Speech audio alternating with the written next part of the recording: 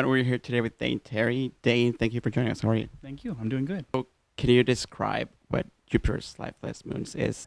So Jupiter's Lifeless Moons,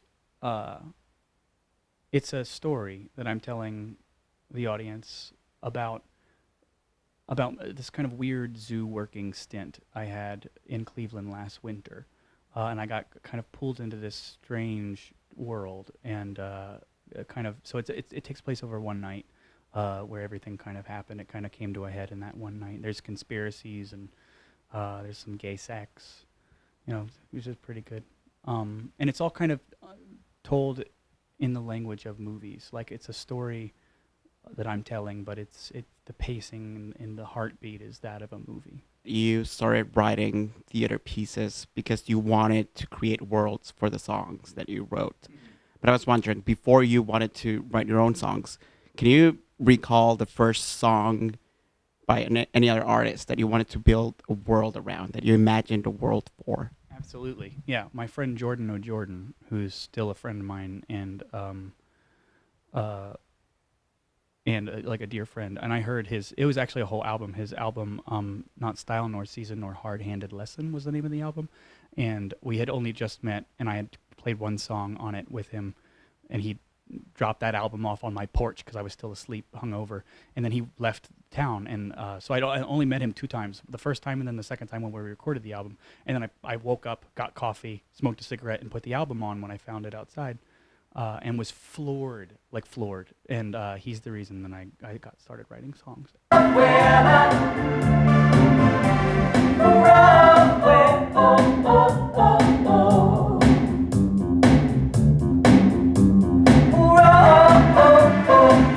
I read that you were a huge sci-fi fan growing up. So what were some of your favorite TV shows and movies? Like, are you a Star Wars or Star Trek person, or do you love everything?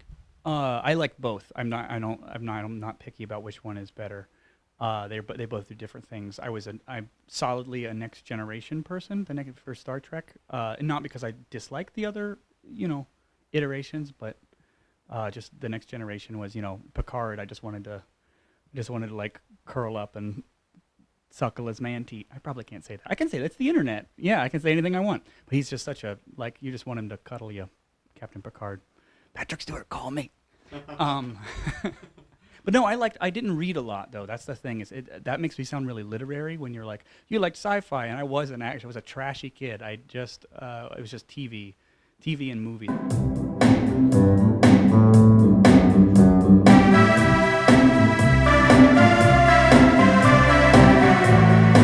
So even if you have become like very much a New York artist, most of your art is inspired by Ohio.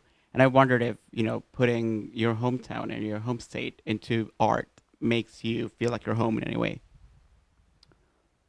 Well, I definitely don't feel like I don't think I use it as like a comforting mechanism, if that's what you're asking. I think that it's more that it just comes out because it's who I am. And I was actually adamant about this. My first show, Bird in the House, which premiered at La Mama in 2015, my first show, that was about my childhood, and that kind of flowed. All the songs flowed through me in a way. I was like, I had to get them out. And I just turned 30. That's what happens. You turn 30 and you're like, blah, blah, blah, your childhood. But this show, I was like, I'm not setting it in Ohio. Absolutely not. No, sir. But then something happened and it ended up. But I'm in a different city this time. So there you go. What art by other artists makes you feel like home? TV sitcoms. Absolutely. Like if I were to watch Roseanne right now, that's a sitcom I grew up watching with my family. So which is coming back, by the way. I just found out. It's weird. That's like surreal to me. But yeah, I like that. That honestly makes me feel great. Golden Girls. I like TV sitcoms a lot. I grew up watching a lot of TV. So all those formats, just make me feel it's like settling into a chair. I know that's the trashy answer, but like I said, I'm trashy.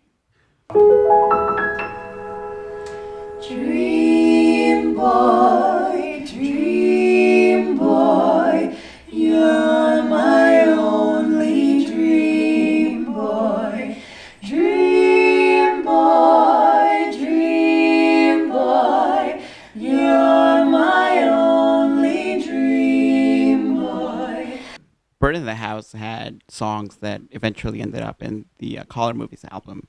So when you go and listen to the album, for instance, where you think about the album, you can't go back and change the album. However, you could change the songs probably every night when you were doing Birthday House. So is that experience surreal in a way? You know, like seeing like, hey, I created something, and here's a medium where I can change it, and here's another medium where it's like set in stone forever. Yeah, I'm the son of a painter. My father's a painter, and he's quite a good painter. But I like making a thing, you know. Because the thing about painting is, and I paint, but just as a hobby. But like, if you make a painting, you make a thing. And the thing about an album is that it's a thing. It's really satisfying when you record a song and you have a definitive recording of that song. But then you go and, like a dummy, you put them in a musical theater piece where they do change, and in fact they have to change to make sense for context. You know, like you got to do certain things, you have to change certain lyrical lines. So that bugs me. Honestly, like it bugs me when I finish a song and then I have to completely take it apart to make it work in another. I'm like, why don't I just write another song? But this song is perfect. And it's just because I'm such a kind of, I hate to admit this, but naturally I'm a control freak and I like things in their lines. So you're going to be working on an audio drama for Night Vale Presents. What excites you the most about the idea of audio dramas and taking a musical, you know, without visuals? I mean, I think that it's a chance to record, like to make a thing. Again, it's like making the thing of telling a story. Just make, like when you're on stage, things happen. You don't really get to pick the best version of things, but having that same control that you would have in a recording studio making an album, but for a story, you know, it's more like I can arrive at things like picture lock for a movie. Like, I mean, I can really lock things in and get things. I'm just rambling, but yeah, it's because it's closer to making a movie. I can make a thing, you know, that really, really works, and I can pick at it until it's perfect. I told you, Zoe's been dead for months.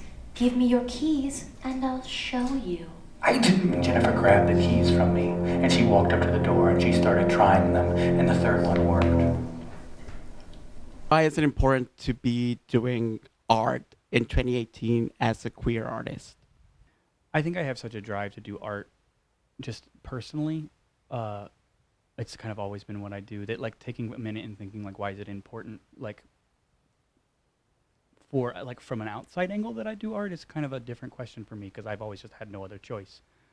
But I think like obviously there's something shifting, and I hope it continues to shift in the way that more marginalized voices are getting more platforms. And I'm, you know, like I am queer, but I'm also like a white man, a white cisgendered man. So like I have one pretty big you know, marginalized card, but there are people with a whole hand, and so I think everybody's coming to a place where people can start to really they're deconstructing the systems of oppression that have been holding certain people back or silencing them, and starting to try to fix them and rebalance it. So Jupiter's Lifeless Moons is going to be part of the very last Coil Festival, which makes me so sad. Not for you, but for the festival being the last.